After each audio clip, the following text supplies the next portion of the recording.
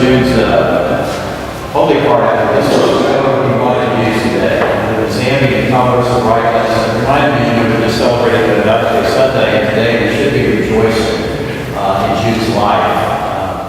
The Lord is my light and my salvation. Of whom should I be afraid? Of whom should I be afraid? We know Jude was first and foremost in ministry a teacher, but also more than that. And to kind of get to the root of that, I want to share some of the condolences I received from some of the friars in Zambia that get to the heart of who Jude was for them. First, from Friar Kennedy, he said, "I received the message of Father Jude's passing with deep sorrow. My formator and my mentor. His smiles and sense of humor, his jokes and concern for others. He was approachable, never held grudges. He appreciated everyone's effort and admonished those when things were wrong. He knew how to calm students. He was a man of the poor, a brother and a friend." And dear Friar Jim, I received the message of Jude's meeting of Sister Death with tears in my eyes. Father was and always has been my mentor in religious life, and as a formator. If there was tension in the formation program, he organized a function or an outing which always cheered us up or continued us with fresh minds. He was a father. Sometimes he sent me articles which I found useful to reflect upon. I realized that he always wanted to share his teaching with others. Father Jude Maria Rochford, we will miss you, and may you be rewarded for the great service you gave to the Zambian Church and to Africa. Friar Kizito. And last, dear Father Jim, Friar Jude Rochford invokes many fond memories, especially among those of different generations of friars and diocesan priests whom he taught and accompanied in their formation towards religious life and priesthood. He was a father and a mentor, a brother and a friend to many of us.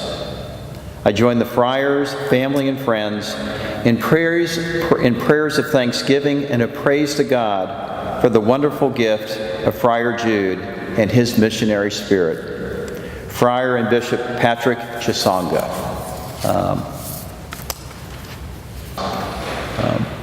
And I have to share this. I can't believe that just how this worked out, the timing of this particular liturgy, because we're close to Christmas, and one of the fondest memories I had on a Christmas, really any time, and John Bamman's going to remember this, I think, that Christmas I was in Minnesota in 2007. John and I went on a Christmas afternoon into St. Paul to the wound hospital to visit Jude and have Mass with him, have Christmas Mass, and it started to snow as we were driving in. We already had about 8 inches on the ground, and by the time we got to the hospital, it was really snowing, and as I'm looking out the window, that snow was piling up on the trees, and we're thinking, we better kind of move this along. We had brought Jude a little boombox with some Christmas music that he had on, and we had this Eucharist, the three of us, and what struck me then was, a year ago, and all those years before this, he was in Zambia for Christmas, and how different is this celebration in this moment? Just so intimate, and so it was just very, very touching time. I'm thinking as we celebrate this, and we really should celebrate Jude's life here. This is a joyful occasion because he lived a good life. He lived a faith-filled life. He touched people's lives and allowed people's lives to touch him. That we too, as we prepare for the coming of the Lord, as Jude has had that permanent full coming, to prepare for it, that we too can be lifelong students and teachers in our own life, in our ministry, in our witness to others. And to think of Jude in that bright colored shirt, that joyful sense that God is with us.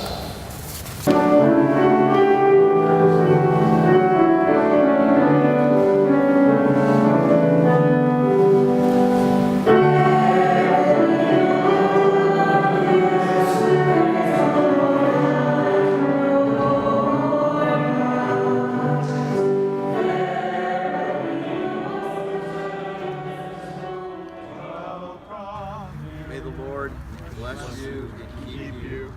May he make his face shine upon you He look upon you with kindness and give you his peace.